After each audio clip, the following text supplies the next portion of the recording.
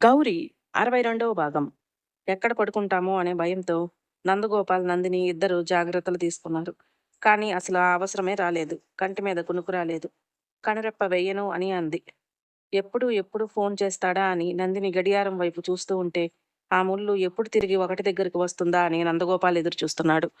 తన జీవితంలో గడియారం అంత నిదానంగా తిరుగుతుంది అనిపించటం మొదటిసారి నందగోపాల్కి. అసలు ఈ టైం ఎవడు కనిపెట్టాడో కానీ అంటూ కోపం వచ్చింది. అంతలోనే మళ్ళీ తన ఆలోచనకు తనకు నవ్వొచ్చింది. అలా ఆ గంటలో ఒకటిని చేరుకోవటానికి ఎన్నో యుగాలు దాటిన భావన కలిగింది నందగోపాల్కి.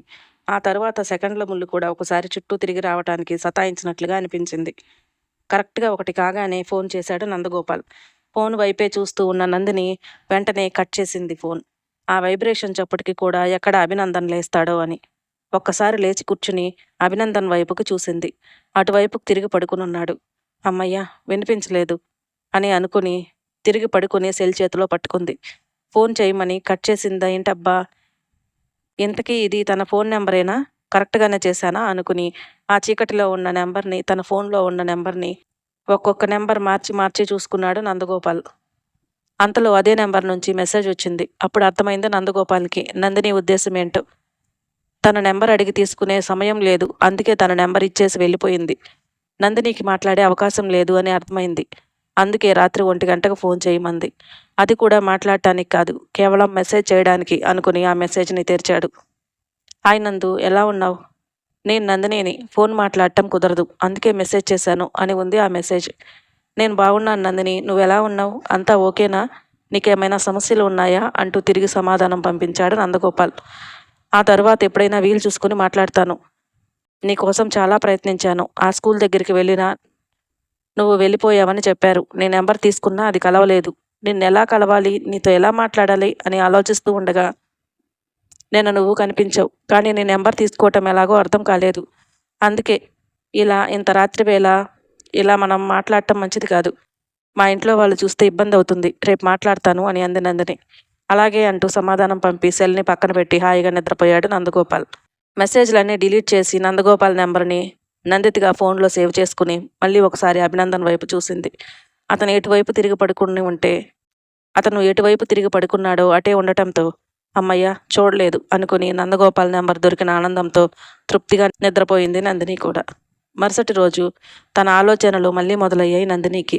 అభినందన్ బయటికి వెళ్ళే అవకాశం లేదు. అలాంటిది నందగోపాల్తో అసలు ఎలా మాట్లాడాలి? ఇక తప్పదేమో, మెసేజ్లోనే మాట్లాడాలేమో అని అనుకుంది.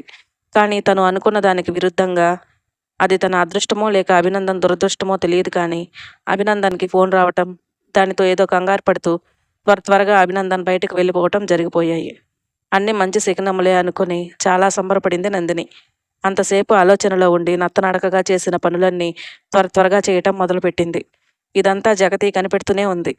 అంతవరకు పని చేయాలా వద్దా అన్నట్లుగా ఏదో ఆలోచనలో ఉన్న నందిని తన కొడుకు బయటికి వెళ్ళగానే అంత హడావిడిగా ఎందుకు చేస్తుందో అర్థం కాలేదు.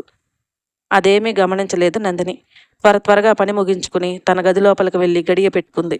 తన ఫోన్ తీసుకుని వెంటనే నందగోపాల్కి ఫోన్ కలిపింది. అంతలో డోర్ కొడుతున్న చప్పుడు వచ్చింది.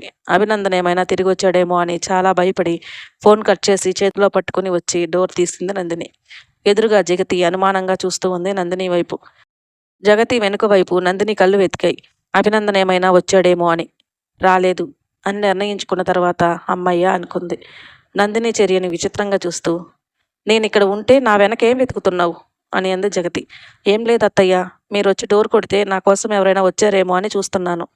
ఏ, ఎవరూ రాకపోతే నేను డోర్ కొట్టకూడదా?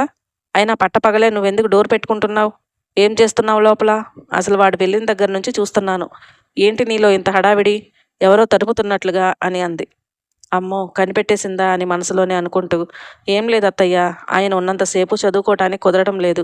ఆయన బయటికి వెళ్ళినప్పుడైనా కాస్త ఏకాంతంగా చాలాసేపు చదువుకోవచ్చు అని చాలా త్వరగా పనులు కంప్లీట్ చేస్తున్నాను అని అంది నందిని. ఓహో, అంటే మొగుడు ఎప్పుడు బయటికి వెళ్ళిపోతాడా అని ఎదురు చూస్తున్నావు అన్నమాట. నీలాంటి భార్యలే ఉండాలి. అప్పుడు కానీ మగాళ్ళంతా ఊర్లు పట్టుకొని తిరగరు. కర్మ కాకపోతే నా కొడుక్కి నీలాంటి పెళ్ళాం వచ్చిందేంటో అని అంది జగతి చాలా పెడసరంగా మాట్లాడుతూ. మీలాంటి తల్లులు ఉన్నంతకాలం అలాంటి కొడుకులు ఉంటూనే ఉంటారు. పెళ్ళాం మాటలకి పెళ్ళానికి విలువ ఇవ్వకుండా బయట తిరుగుతూనే ఉంటారు. పాతికేళ్లు పెంచిన పెంపకం పని చేయలేదట కానీ 10 నెలల క్రితం వచ్చిన పిల్లని అన్నింటికీ వేలెత్తి చూపటం బాగా అలవాటైపోయింది మీకు అని అంది నందిని అంతే వెటకారంగా. నందిని మాటలకు చాలా కోపం రావటంతో అసలు నీతో మాట్లాడాలంటేనే చిరాగ్గా ఉంది. అత్త అని కొద్దిగా కూడా గౌరవం లేదు నాకు అని అంది జగతి. కోడలు అని కొంచెమైనా ప్రేమ మీరు చూపించగలిగితే అత్త అన్న గౌరవం నా నుండి లభిస్తుంది. ఏదైనా ఇచ్చిపుచ్చుకునే దాంట్లోనే ఉంటుంది అని అంటుండగానే నందిని ఫోన్ రింగ్ అవ్వటం మొదలుపెట్టింది. ఫోన్ వైపు చూసుకుంటున్న నందినిలో కంగారు మొదలైంది. నందగోపాల్ నుండి ఫోన్ వస్తుంది. తనలోని కంగారు కొంచెం కూడా బయటకు కనిపించనివ్వకుండా ఫోన్ ఎత్తి, ఆ నందిత, నేను 5 నిమిషాల తర్వాత ఫోన్ చేస్తాను, కొంచెం పని ఉంది అని వెంటనే ఫోన్ కట్ చేసింది నందిని. నందితానా? ఎవరు అనుకుని ఎవరితో మాట్లాడుతుంది? అసలు నా మాట కూడా వినలేదు కదా. తను ఎవరో అనుకుని ఉంటుంది. మళ్ళీ ఓసారి చేద్దాం అని అనుకున్నాడు నందగోపాల్. ఫోన్ పెట్టేసిన నందిని వైపు అనుమానంగా చూస్తుంది జగతి. నేనుంటే మాత్రం ఫోన్ మాట్లాడొద్దా ఫ్రెండ్తో అని అంది జగతి.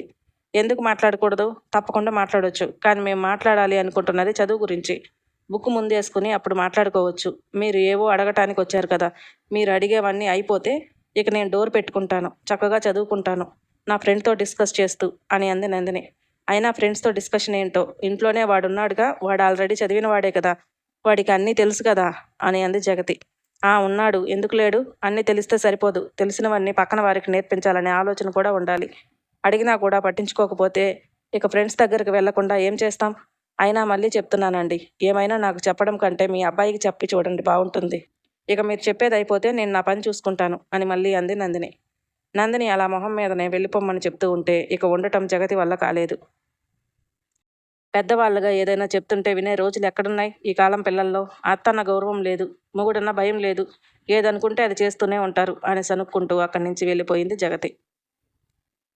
మళ్ళీ ఫోన్ చేద్దామనుకున్న నందగోపాల్ అసలు తను ఎందుకు కట్ చేసిందో, ఏదైనా ఇబ్బందిగా ఉందేమో, అనవసరంగా మళ్ళీ నేను ఫోన్ చేస్తే తను ఏదైనా ఇబ్బంది పడుతుందేమో, కాసేపు ఆగి చేద్దామని అనుకుని ఎదురు చూస్తూ ఉన్నాడు నందగోపాల్. మళ్ళీ నందగోపాల్ ఎక్కడ ఫోన్ చేస్తాడో అని కంగారుగా ఉంది నందినికి. జగతి వెళ్ళిపోవటంతో ఊపిరి పీల్చుకుని డోర్ వేసుకుని లోపలికి వెళ్ళి బెడ్పై కూర్చుంది. 5 నిమిషాల పాటు ఎదురు చూస్తున్నాను అనుకున్న నందగోపాల్ ఇక ఆగటం తన వల్ల కాక ఫోన్ చేశాడు నందినికి. ఫోన్ వైపు చూస్తూనే ఆనందంగా లిఫ్ట్ చేసి ఫోన్ ఎత్తగానే, నందిని, నేను నందగోపాల్ని, నువ్వెవరో అనుకుని కట్ చేస్తున్నట్లున్నావు అని అన్నాడు నందగోపాల్. నాకు తెలుసు నందు, నువ్వే అని. ఇందాక మా అత్తయ్య ఉన్నారు ఎదురుగా, అందుకే అలా కట్ చేయాల్సి వచ్చింది అని అంది నందిని. నువ్వు తప్పుగా అనుకోనంటే ఒక విషయం అడుగుతాను అని అన్నాడు నందగోపాల్. పర్లేదు అడుగు అని అంది. మీ అత్తయ్య ఉన్నంత మాత్రాన్ని నాతో మాట్లాడటానికి ఎందుకు అంతలా భయపడుతున్నావు? ఇంటికి వెళ్ళిన తర్వాత కూడా రాత్రి దాకా ఆగాల్సిన అవసరం ఏముంది ఫోన్ చేయడానికి? ఒక స్నేహితుడితో మాట్లాడటానికి కూడా ఇన్ని ఆంక్షలు ఉన్నాయా మీ ఇంట్లో అని అన్నాడు నందగోపాల్. అవన్నీ చెప్పడానికే కదా నీకు ఫోన్ నెంబర్ ఇచ్చింది. నాకు ఉన్న ఆంక్షల గురించి, నేను పడుతున్న బాధల గురించి కనీసం అమ్మకు కూడా తెలియదు. ఇన్నాళ్ళు ఎవరికి చెప్పుకోలేదు కూడా. అలా చెప్పుకోవటానికి తగిన తోడు కూడా నాకు లేదు. అలాంటి సమయంలో నువ్వు నాకు గుర్తొచ్చావు అని అంది నందిని. ఏమైంది నందిని, అన్ని సమస్యల్లో ఉన్నావా? ఆంటీ లాంటి అమ్మ నీకు ఉండగా అసలు నీకెందుకు భయం? నీ బాధలు చెప్పుకోవటానికి నా కోసం వెతకటం ఏంటో నాకు అర్థం కావటం లేదు అని మాట్లాడుతూనే ఉన్నాడు నందగోపాల్. అతని మాటల ప్రవాహానికి అడ్డుకట్ట వేస్తూ నందు అంటూ తీయగా పిలిచింది నందిని. ఆ పిలుపు తన చెవిని ఎలా చేరిందంటే వీణుల విందైన సంగీతం చెవిని చేరినట్లుగా, చాలా ప్రేమగా పిలిచినట్లుగా అనిపించింది నందగోపాల్కి. నిజంగానే నందిని అలా పిలిచిందా, లేదంటే తనే అలా అనుకున్నాడో అర్థం కాలేదు. హఠాత్తుగా నందగోపాల్ మాట్లాడడం ఆపేసి తను పిలిచినా పలకపోవటంతో మళ్ళీ అంతే ప్రేమతో నందు అంటూ పిలిచింది. నందిని, ఈ పిలుపు నిజమేనా నందిని అన్నాడు నందగోపాల్. నిజమే అని అంది నందిని.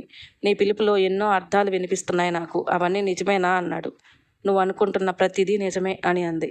నేను ఏమనుకుంటున్నాను అని అన్నాడు నందగోపాల్. అవన్నీ తర్వాత మాట్లాడుకుందాం, బాగున్నావా నందు అని అడిగింది.